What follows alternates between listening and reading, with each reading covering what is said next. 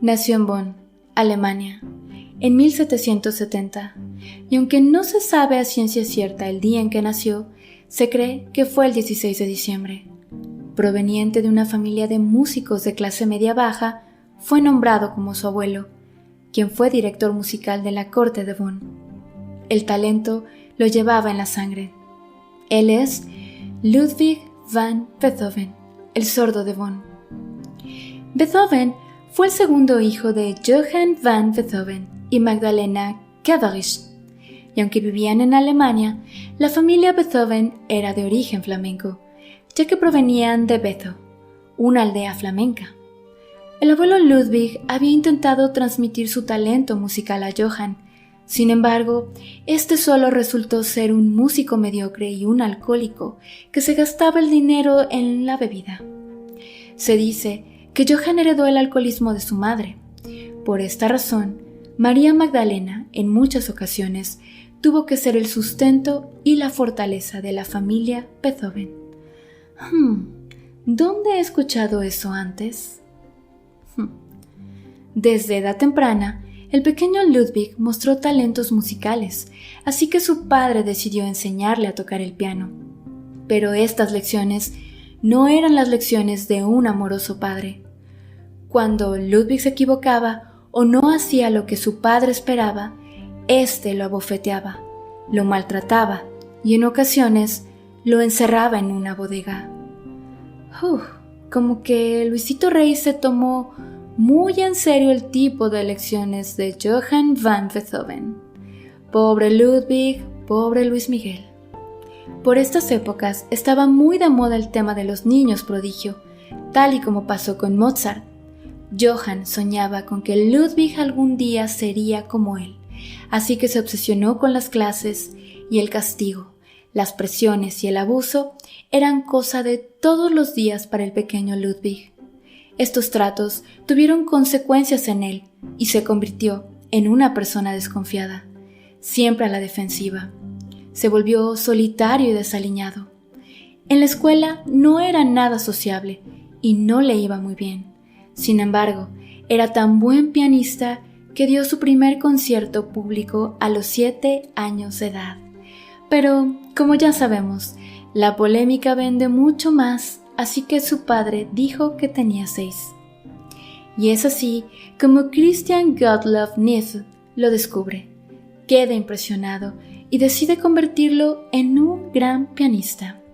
Neff fue el primer maestro de Beethoven, después de su padre, claro. Inspirado por Neff e influenciado por la ideología del siglo de las luces, a los 10 años, Beethoven decide dejar la escuela para sumergirse de lleno en la música. Se respiraba un ambiente donde por fin se podía decir lo que se pensaba. La aristocracia ya no era vista como un absolutismo, así que el rebelde Beethoven piensa que, si se pueden romper las reglas relacionadas con el pensamiento, se pueden romper las reglas en la música también. Y por todos lados se comenzaba a hablar de Ludwig, tanto así que en 1783 Beethoven aparece en una revista musical donde se menciona que él sería el sucesor de Mozart, y Neff incita a la aristocracia para que patrocinen a Ludwig y sea llevado a Viena, la capital musical del mundo. En marzo se concreta el patrocinio y Beethoven se muda a Viena, donde las artes florecían. Ya en Viena, uno de los objetivos de Ludwig era conocer a Mozart, así que usó sus influencias para tocar solo para él. Su ejecución lo dejó impresionado. Él quería frecuentar a Mozart y estudiar a su lado, pero esto fue imposible, ya que 2 semanas después de su llegada, su madre murió de tuberculosis y tuvo que regresar a Bonn. Un duro y profundo golpe para Beethoven, sin duda. Con el fallecimiento de la madre, Ludwig se convirtió en cabeza de familia y se encargó de sus hermanos, ya que el padre estaba sumergido en la bebida como nunca antes. Esta situación remarcó sus rasgos hoscos y su mal humor, pero al mismo tiempo se volvió más ingenioso. En 1792, Joseph Haydn queda impresionado con las atrevidas composiciones de Beethoven, así que lo lleva de vuelta a Viena para convertirse en su tutor. Un mes después de su llegada, su padre fallece en Bonn, pero Beethoven no regresó. No iba a regresar al funeral de quien había sido su primer maestro, pero también su verdugo. En Viena, Beethoven se dedicaba a tocar para los aristócratas, los cuales quedaban impresionados con su música. Pero, a primera impresión, Ludwig no parecía estar para nada inmiscuido en el mundo de la aristocracia. Su aspecto siempre era desaliñado, el cabello siempre iba revuelto y su humor rudo todo el tiempo. Sus composiciones eran cada vez más intensas, totalmente fuera de las reglas, tanto así que algunos músicos pensaban que sus obras no se podían interpretar. Iba de una nota a otra, pasaba de un extremo al otro, casi tanto como su intenso humor. Se dice que las personas lloraban en sus recitales, las mujeres se desmayaban, y en Viena nunca antes se había visto interpretar de tal manera a ningún músico. La música de Beethoven no era creada para entretener, era creada para transformar. Aunque Beethoven era patrocinado, nunca compuso para quien le pagaba. Él, rebelde como siempre y con un gran ego de por medio, siempre creó para su musa, su propia inspiración, y nunca dudó en enfrentar a quien hiciera falta, sin importar su estatus o condición. Incluso, en una discusión con un conde dijo: «Condes hay muchos, pero Beethoven solo hay uno». En Viena se disputaba en tórridos concursos de improvisación con los pianistas más virtuosos de la época, y adivinen quién siempre salía victorioso. Así es, Beethoven. Y mientras las cosas apenas iban despegando para Ludwig, llegó el día en que un terrible zumbido comenzó a atormentar a nuestro asombroso genio. Apenas tenía 27 años, y aún así continuó con su obra. A los 30 años compuso su primera sinfonía. A los críticos simplemente les fascinó. Por cierto, ¿qué estaban haciendo ustedes a los 30 años? Y si aún no han llegado, ¿ya saben qué van a hacer? Y con su fama ganó la atención de todo mundo, incluyendo la atención de las mujeres.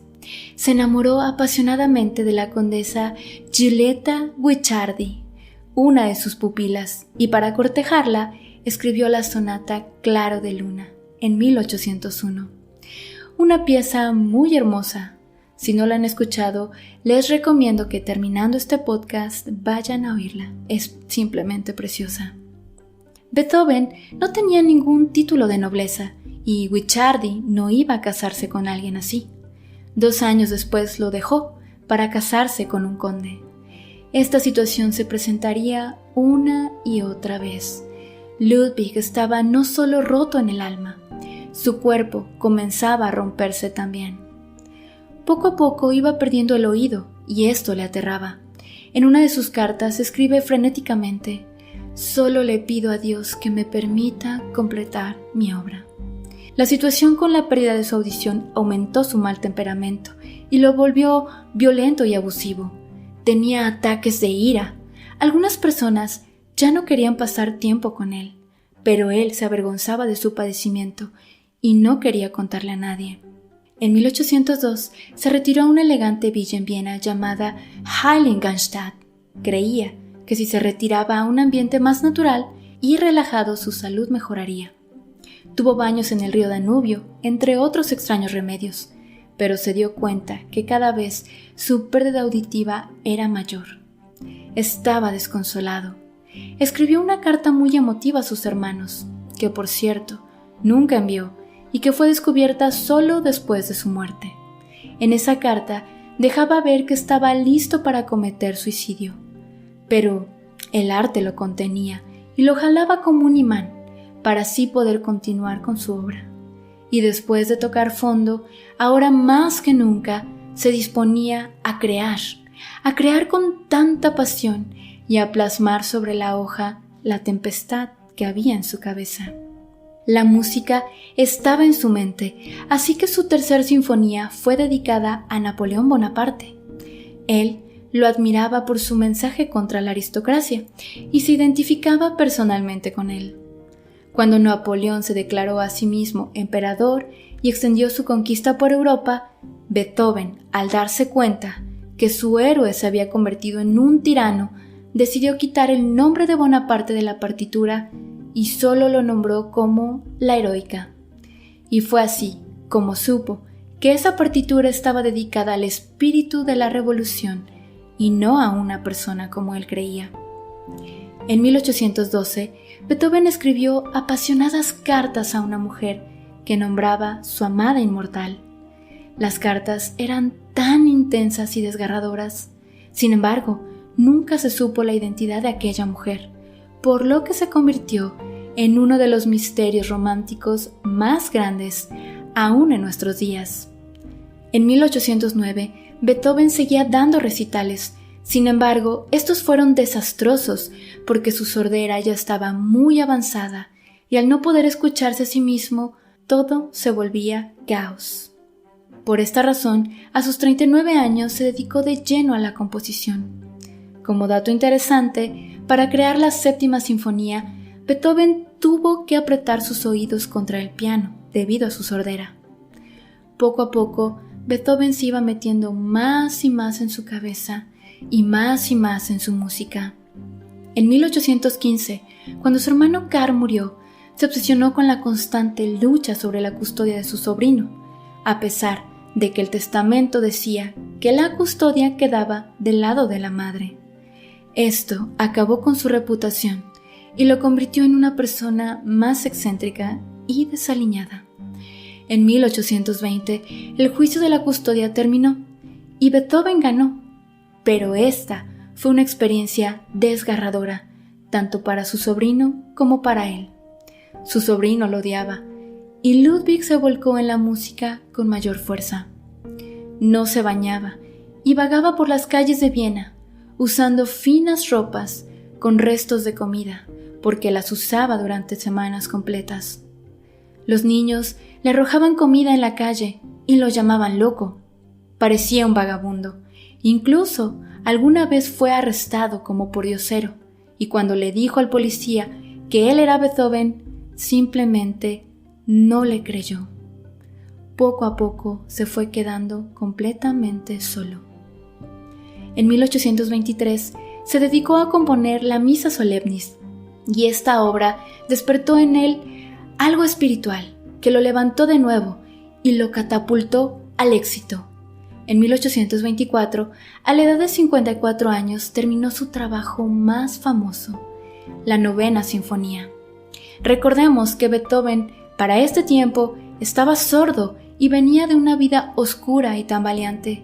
Simplemente es asombroso lo que logró crear. Cuando se estrenó, Beethoven estaba completamente sordo. Uno de los músicos tuvo que voltearlo para que viera al público aplaudir, porque él ya no pudo escuchar la ovación.